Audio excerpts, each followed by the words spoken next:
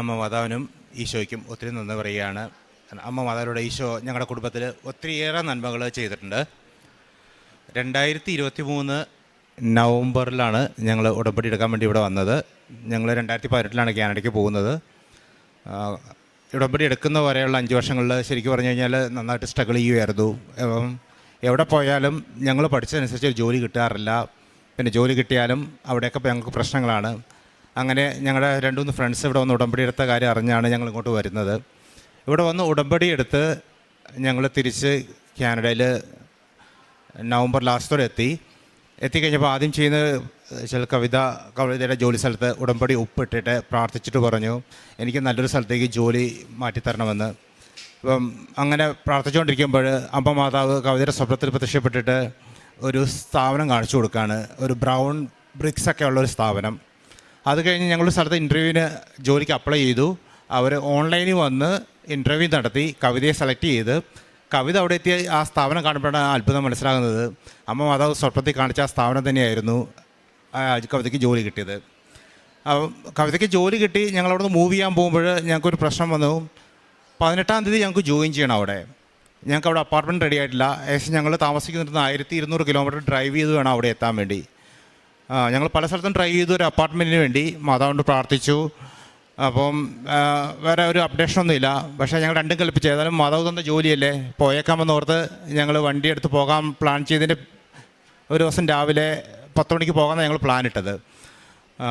10 മണിക്ക് പോയിട്ട് അവിടെ ഏതെങ്കിലും ഹോട്ടലിൽ ഏകദേശം ഒരു 15 ദിവസം ഹോട്ടലിൽ താമസിക്കാം. 1-ാം തീയതി ഞങ്ങൾക്കുള്ള അപ്പാർട്ട്മെൻറ്റ് റെഡി ആയി കിട്ടുള്ളൂ എന്ന് ഞങ്ങൾക്ക് മെസ്സേജ് വന്നിട്ടുണ്ട്. ശരി, ഏതായാലും ഉടമ്പടിയിലുള്ളതല്ലേ, ധൈര്യമായിട്ട് അങ്ങ് ഇറങ്ങി എന്നുള്ള പ്ലാനിലങ്ങോട്ട് ഇറങ്ങാമെന്ന് പ്ലാൻ ചെയ്തതിൻ്റെ രാത്രി ഞങ്ങൾക്ക് മെസ്സേജ് വരികയാണ്. പിറ്റേ ദിവസം രാവിലെ സ്നോ സ്റ്റോമാണ്. രാവിലെ 8 മണിയാകുമ്പോൾ സ്നോ സ്റ്റോം ഉണ്ട്. അതുകൊണ്ട് ട്രാവൽ പ്ലാനുള്ളവർ നേരത്തെ പ്ലാൻ ചെയ്യണമെന്ന് പറഞ്ഞ് അതനുസരിച്ച് ഞങ്ങൾ രാവിലെ 4 മണിക്ക് അവിടുന്ന് സ്റ്റാർട്ട് ചെയ്ത് ഞങ്ങളുടെ ഡെസ്റ്റിനേഷൻ പോയിന്റിൽ എത്താറാകുമ്പോൾ ഞങ്ങൾക്ക് അടുത്ത മെസ്സേജ് വരുവാണ്, നിങ്ങളുടെ അപ്പാർട്ട്മെൻറ്റ് റെഡി ആയിട്ടുണ്ട്, വന്ന് കീ വാങ്ങിക്കൊള്ളാൻ. അതുമാത്രമല്ല ഈ 15 ദിവസം നിങ്ങളതിന് റെൻറ്റ് പേ ചെയ്യേണ്ട. അത് കഴിഞ്ഞ് നമ്മുടെ കോൺട്രാക്ട് 1-ാം തീയതി മുതലാണ്. ഈ 1-ാം തീയതി മുതലുള്ള റെൻറ്റ് മാത്രം നിങ്ങൾ പേ ചെയ്താൽ മതിയെന്ന്. അത് സത്യം ഞങ്ങളെ സംബന്ധിച്ച് വലിയൊരു അത്ഭുതമായിരുന്നു. കാരണം ഞങ്ങൾ ഹോട്ടൽ വിളിച്ച് ബുക്ക് ചെയ്ത് എല്ലാം പ്ലാൻ ചെയ്ത് പോയതാണ്. അത് മാറിക്കിട്ടി. ഞങ്ങൾ അപ്പാർട്ട്മെൻറ്റിലെത്തി. കവിത ജോലിക്ക് ജോയിൻ ചെയ്ത് ഒരാഴ്ച കഴിഞ്ഞപ്പോഴത്തേക്ക് അടുത്ത സംഭവം ഉണ്ടായി. കവിത വൊമിറ്റ് ചെയ്തു. സാധാരണ കവിത വൊമിറ്റ് ചെയ്തുള്ള അടുത്ത സംഭവം എന്താണെന്ന് വെച്ച് കഴിഞ്ഞാൽ അവൾ പ്രഗ്നൻ്റ് ആണെന്ന് എനിക്ക് മനസ്സിലായി. കാരണം ഞങ്ങളുടെ ഉടമ്പടിയിലെ ഞങ്ങളുടെ ഒരു നിയോഗം കൂടിയായിരുന്നു, ഞങ്ങൾക്കൊരു ആൺകുട്ടി കൂടെ വേണം, ആന്റണി. അപ്പം അതിനുവേണ്ടി ഞങ്ങൾ പ്രാർത്ഥിച്ചുകൊണ്ടിരിപ്പുണ്ടായിരുന്നു. അപ്പം പ്രാർത്ഥനകളും ഉടമ്പടി വസ്തുക്കളൊക്കെ ഞങ്ങൾ ഉപയോഗിക്കുന്നുണ്ട്. അപ്പോൾ സന്തോഷമുള്ള കാര്യമാണ്. പക്ഷേ അതിൻ്റെ അടുത്ത പ്രശ്നം, കവിത പ്രഗ്നൻ്റ് ആയിക്കഴിഞ്ഞാൽ പിന്നെ അടുത്ത 8 മാസം കവിത ഹോസ്പിറ്റലായിരിക്കും. അപ്പോൾ ഞങ്ങൾക്ക് 2 പേർക്കും ജോലിക്ക് പോകാൻ പറ്റില്ല, പിള്ളേരെ നോക്കണം. അപ്പോൾ മൊത്തത്തിൽ ഞങ്ങൾ പ്രശ്നത്തിലാകും. പിന്നെ ഞങ്ങൾ ഇൻഷുറൻസ്, ഞങ്ങൾ യൂസ് ചെയ്യുന്ന മെഡിസിൻസ് ഒക്കെ എക്സ്പെൻസീവ് ആണ്. പിന്നെ കവിതയ്ക്ക് എല്ലാ കോംപ്ലിക്കേഷൻ ഉണ്ട്. BP ഉണ്ടാവും, ജസ്റ്റേഷൻ ഡയബറ്റിക്സ് ഉണ്ടാവും, അങ്ങനത്തെ എല്ലാ പ്രശ്നങ്ങളും ഉണ്ടാകും. അപ്പം ഏതായാലും അപ്പോഴും ഞങ്ങൾക്കൊരു ധൈര്യം, ഞങ്ങൾ ഉടമ്പടിയിലല്ലേ എന്നുള്ളത്. പക്ഷേ ഈ പ്രാവശ്യം സംഭവിച്ചതെന്ന് വെച്ച് കഴിഞ്ഞാൽ ആ ഒറ്റ ഛർദ്ദിലൂടെ എല്ലാം കഴിഞ്ഞു. പിന്നെ ഡെലിവറി വരെ കവിത ഛർദ്ദിച്ചിട്ടുമില്ല. കവിതയ്ക്ക് കറക്റ്റായിട്ട് ജോലിക്ക് പോകാൻ പറ്റി. കവിതയുടെ ഇത് 3 months ജോബ് ടൈം അത് കംപ്ലീറ്റ് ചെയ്ത് കഴിഞ്ഞപ്പോഴത്തേക്ക് എംപ്ലോയർ തന്നെ ഇങ്ങോട്ട് വിളിച്ച് പറഞ്ഞു, നിങ്ങൾക്ക് ഇന്ന ലീവൊക്കെ എടുക്കാം, അത് ഫുൾ സാലറിയോടുകൂടെ. കാരണം അമ്മ മാതാവിൻ്റെ വലിയൊരു സപ്പോർട്ടാണ് ഞങ്ങളുടെ ലൈഫിൽ ഞങ്ങൾ കാണാൻ തുടങ്ങിയത്. കാരണം കഴിഞ്ഞ 3 പ്രഗ്നൻസിയിലും എപ്പോഴും ഹോസ്പിറ്റലിൽ, എല്ലാ ആഴ്ചയിലും ഹോസ്പിറ്റലിൽ കൊണ്ട് ഈ അയൺ ഇൻഫ്യൂസ് ചെയ്യും, ഡ്രിപ്പ് ഇടും, അങ്ങനെ നടന്ന ഒരാൾ ഈ പ്രാവശ്യം എല്ലാ ഭക്ഷണവും കഴിച്ച് കറക്റ്റായിട്ട് ജോലിക്കും പോയി, ഫുൾ സാലറിയോടുകൂടെ കറക്റ്റായിട്ട് ഒരു കോംപ്ലിക്കേഷനിലാണ്. ഈവൻ ഇൻസുലിൻ പോലും എടുക്കേണ്ടതാണ് ഈ ബേബിനെ ഞങ്ങൾക്ക് മാതാവ് എത്തിച്ചു തരികയും ചെയ്തത്. അതേസമയം അതുപോലെ തന്നെ സാധാരണ എല്ലാ പ്രഗ്നൻസിയിലും ഞങ്ങൾ ഞങ്ങളുടെ പേരൻസിനെ കൊണ്ടുപോകാൻ ട്രൈ ചെയ്യും, ഒരിക്കലും നടക്കാറില്ല. ഈ പ്രാവശ്യം ഞങ്ങൾ ട്രൈ ചെയ്തില്ല. കറക്റ്റായിട്ട് കവിത അമ്മച്ചി കവിത ഹോസ്പിറ്റലായ സമയത്ത് കാനഡയിൽ എത്തുകയും എല്ലാ സപ്പോർട്ടും ഞങ്ങൾക്ക് ചെയ്തു തരാൻ പറ്റുകയും ചെയ്തിട്ടുണ്ട്. അതും വലിയൊരു അത്ഭുതമായിട്ടാണ് ഞങ്ങൾക്ക് തോന്നിയത്. പിന്നെ അടുത്തൊരു കാര്യം വെച്ച് കഴിഞ്ഞാൽ കവിത മെറ്റേണിറ്റി കഴിയുമ്പം എൻ്റെ ഒരു പ്രശ്നം എന്ന് വെച്ച് കഴിഞ്ഞാൽ ഞാനൊരു സെയിൽസ് പ്രൊഫഷണലാണ്. 5 വർഷമായിട്ട് ഞാൻ സ്ട്രഗിൾ ചെയ്യുമായിരുന്നു. കാരണം എനിക്ക് സെയിൽസിൽ ജോലി കിട്ടാറില്ല. ചെറിയ ജോലിയൊക്കെ ചെയ്യും, ഫാമിലി സപ്പോർട്ട് ചെയ്യാൻ പറ്റുന്നുണ്ട്. അങ്ങനെ ഞാനത് ഉടമ്പടി വെച്ച് പ്രാർത്ഥിച്ചുകൊണ്ടിരിക്കുമ്പോൾ ഞാൻ ഓരോ ഇൻ്റർവ്യൂവിന് അപ്ലൈ ചെയ്തപ്പോഴത്തേക്ക് ആ ലേഡി എന്നെ വിളിച്ചിട്ട് പറയുകയാണ്, ജോസഫ് നീ ഇന്ന സ്ഥലത്തല്ലേ താമസിക്കുന്നത്, ആ സ്ഥലത്ത് ഞങ്ങൾക്കൊരു വേക്കൻസി ഇല്ല, പക്ഷേ എനിക്ക് കഴിഞ്ഞ ദിവസം തോന്നുവാണ് അവിടെ ബേസ് ചെയ്തിട്ടൊരു സെയിൽസാണ് ഒരാളെ എനിക്ക് ആവശ്യമുണ്ട്. അതുകൊണ്ട് നിൻ്റെ ക്വാളിഫിക്കേഷൻ ഞാൻ നോക്കിയിരുന്നില്ല, ആ സ്ഥലത്തിൻ്റെ പേര് കണ്ടപ്പോഴത്തേക്കും ഞാൻ നിന്നെ വിളിച്ചതാണ്. എനിക്ക് വലിയൊരു അത്ഭുതമായി തോന്നി. കാരണം വെച്ച് കഴിഞ്ഞാൽ എൻ്റെ ക്വാളിഫിക്കേഷൻ വെച്ച് പല ജോലിക്കും ഞാൻ അപ്ലൈ ചെയ്തിട്ടും എന്നെ വിളിക്കാത്തവർ എന്നെ മാതാവ് എത്തിച്ച സ്ഥലത്തിൻ്റെ പേര് കണ്ട് എന്നെ വിളിച്ച് എനിക്ക് ജോലി തന്നു. ആ കമ്പനിയിൽ 3 മാസത്തിൽ അവിടുത്തെ ഏറ്റവും നല്ല എംപ്ലോയിക്കുള്ള അവാർഡ് ഞാൻ എനിക്ക് മാതാവ് എത്തിച്ചു തന്നു. അതേപോലെ തന്നെ കഴിഞ്ഞ വർഷം ആ കമ്പനിയിലെ കാനഡയിലെ ഏറ്റവും ബെസ്റ്റ് എംപ്ലോയി എന്നുള്ള അവാർഡും മാതാവ് എനിക്ക് വാങ്ങിത്തന്നു. കാരണം എൻ്റെ ജീവിതത്തിൽ എനിക്ക് തോന്നിയ ഒരു കാര്യം എന്ന് വെച്ച് കഴിഞ്ഞാൽ, മാതാവ് നമ്മളെത്ര ശക്തമായി ദൈവത്തോട് കൂടെ നിൽക്കുക, നമ്മുടെ ഉടമ്പടിയിലെ നമ്മുടെ കമ്മിറ്റ്മെൻറ്റ്സ് നമ്മൾ ചെയ്യുക, അതിനനുസരിച്ച് അത്രയ്ക്കും അതിൻ്റെ ഇരട്ടിയായിട്ട് മാതാവ് ഈശോയിൽ നമുക്ക് എല്ലാ അനുഗ്രഹങ്ങളും വാങ്ങിത്തരും. പിന്നെ ഇതുകൂടാണ്ട് കവിതയ്ക്ക് ഈ പ്രഗ്നൻസി കഴിഞ്ഞപ്പോൾ തൈറോയ്ഡ് സ്റ്റോം എന്നൊരു കണ്ടീഷൻ വന്നു. തൈറോയ്ഡ് സ്റ്റോം എന്ന് വെച്ചാൽ ലൈഫ് ത്രെറ്റനിങ് ആണ്. ഏകദേശം ഹാർട്ട് റേറ്റ് 150ക്ക് മുകളിൽ പോവുക, ആ ഒരു കണ്ടീഷനായിരുന്നു. അപ്പം ഡോക്ടേഴ്സ് വിളിച്ചിട്ട് പറഞ്ഞു ഇനി ലൈഫ് ടൈം നിങ്ങൾ മരുന്ന് കഴിക്കേണ്ടി വരും എന്നൊരു സിറ്റുവേഷൻ പറഞ്ഞപ്പോഴത്തേക്ക് ആ ആഴ്ചത്തെ ധ്യാനത്തിൽ അച്ഛൻ തൈറോയ്ഡ് രോഗികൾക്ക് വേണ്ടി പ്രാർത്ഥിക്കാൻ പറഞ്ഞു. കവിത പ്രാർത്ഥന ധ്യാനത്തിൽ കൂടി ഉടമ്പടി വസ്തുക്കൾ ഉപയോഗിച്ച് പ്രാർത്ഥിച്ച് കഴിഞ്ഞപ്പോഴത്തേക്ക് സീനിയർ ഡോക്ടർ കവിത വിളിച്ചിട്ട് ചോദിച്ചു, കവിത ഇറ്റ്സ് വണ്ടർഫുൾ, താൻ ഇനി ലൈഫിൽ ഒരു മരുന്നും കഴിക്കേണ്ടാന്ന് തൈറോയ്ഡിന് വേണ്ടി.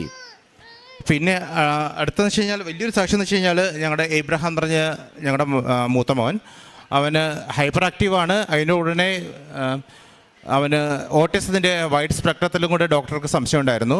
അപ്പം സ്കൂളിൽ 1 മണിക്കൂർ അവൻ പോവുള്ളൂ. 1 മണിക്കൂർ കഴിഞ്ഞാൽ അവർ സ്പെഷ്യൽ വണ്ടിയിൽ തിരിച്ചു വിടും. അപ്പം അവനെ നോക്കാൻ വേണ്ടി ഒരാൾ എപ്പോഴും വീട്ടിലിരിക്കണം, ആ ഒരു അവസ്ഥയായിരുന്നു. പക്ഷേ ഉടമ്പടി വസ്തുക്കൾ ഉപയോഗിച്ചതിന് ശേഷം സ്കൂളിൽ നിന്ന് ടീച്ചേഴ്സ് ഞങ്ങൾ വിളിച്ചു വെച്ചു, നിങ്ങൾ എന്ത് മാജിക്കാണ് വീട്ടിൽ കാണിച്ചേക്കുന്നത്?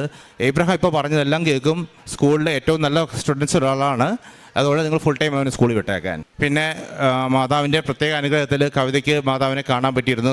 പ്രാർത്ഥനയിൽ സുഗന്ധാഭിഷേകം ഞങ്ങൾക്ക് കിട്ടിയിട്ടുണ്ട്. പിന്നെ ഞങ്ങൾ ചെയ്യുന്ന കാരുണ്യ പ്രവർത്തനം എന്ന് വെച്ച് കഴിഞ്ഞാൽ, ഞങ്ങൾ ആൾക്കാരെ അവരുടെ ആവശ്യം അങ്ങോട്ട് ചോദിച്ചിട്ട് പോയി ഹെൽപ്പ് ചെയ്യാറുണ്ട്. പിന്നെ ഞങ്ങളുടെ പള്ളികളിലാണെങ്കിലും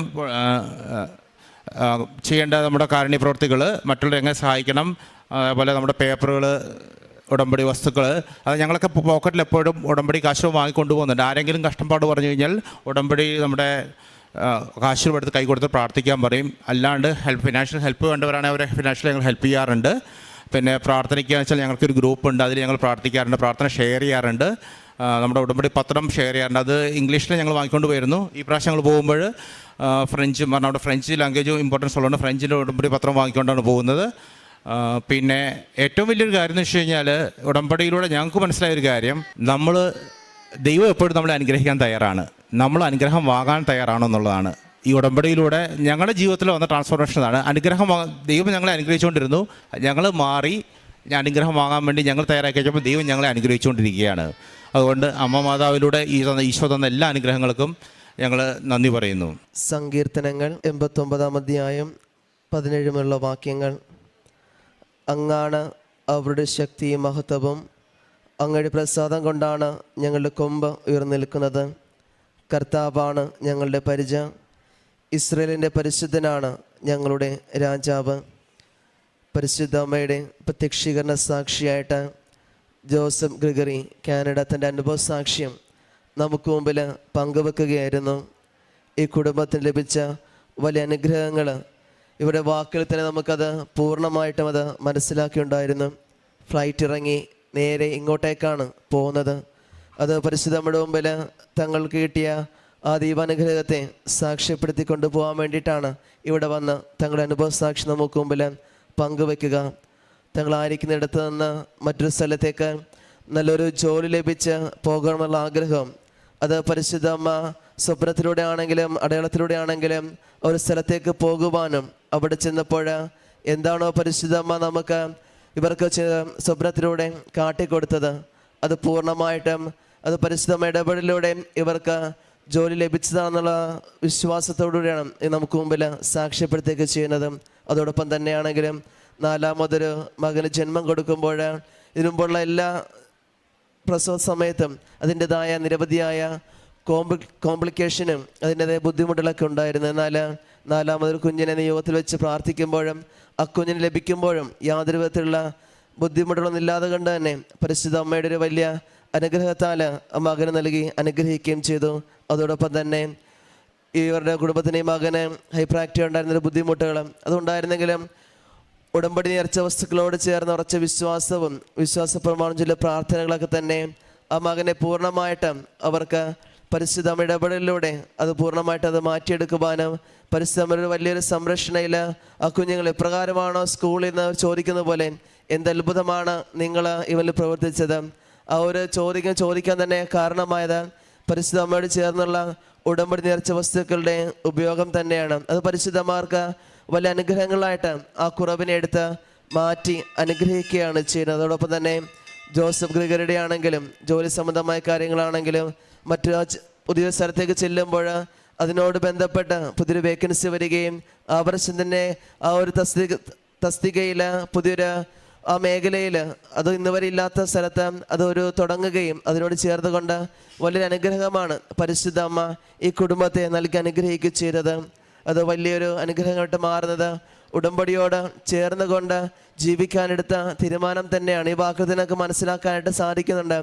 ദൈവം അനുഗ്രഹങ്ങൾ നൽകാനായിട്ട് റെഡിയാണ്, പക്ഷെ അതിനോട് ചേർന്നുകൊണ്ട് എൻ്റെ ജീവിതം എങ്ങനെയാണെന്നുള്ളത് അത് പൂർണ്ണമായിട്ട് പരിശുദ്ധ അമ്മയോട് ചേർന്നുകൊണ്ടുള്ള തങ്ങളുടെ കുടുംബത്തിൻ്റെ ജീവിതവും വിശ്വാസവും കൂടി തന്നെയാണ്. ഇനി മുമ്പോട്ടുള്ള ജീവിതത്തിൽ ഇനി ഇവരെ പരിശുദ്ധ അമ്മയുടെ പ്രത്യക്ഷീകരണ സാക്ഷിയായിട്ട് ഈ അൾത്താരയിൽ ഉയർത്തട്ടെ എന്ന് നമുക്ക് പ്രാർത്ഥിക്കാം.